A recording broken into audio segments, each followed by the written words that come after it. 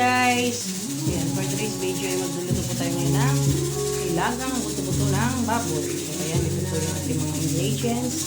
Lalagay din po tayo ng paligpichay, meron din po tayong saging, mais at patatas. So ayan, ito yung ating buto-buto ng baboy. Pinakukuluan ko na po para mas madali tayo makapagluto ng ulam or lunch.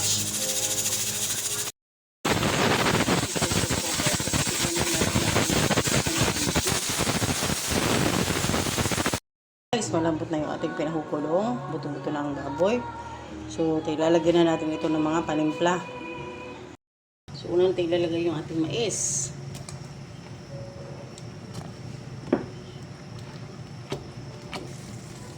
Sunod natin yung ating patatas.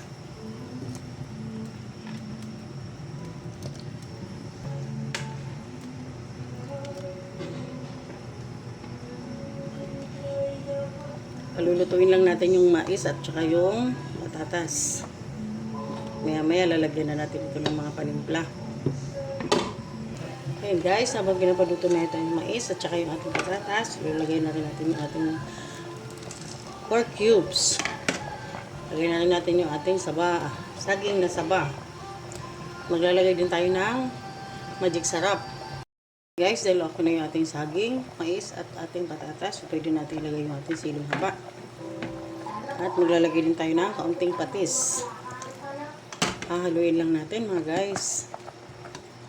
Maya-maya pwede na natin ilagay yung ating bagipichay.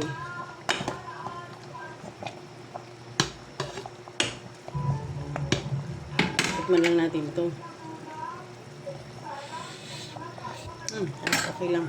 Tama ang lasa guys. Hindi masyado mahalag. So ngayon lalagay na natin yung ating bagipichay.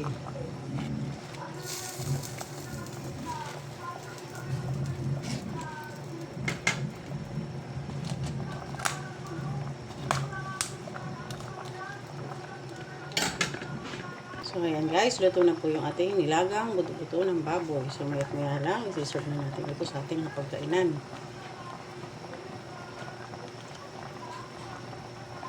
Thank you for watching guys. And God bless.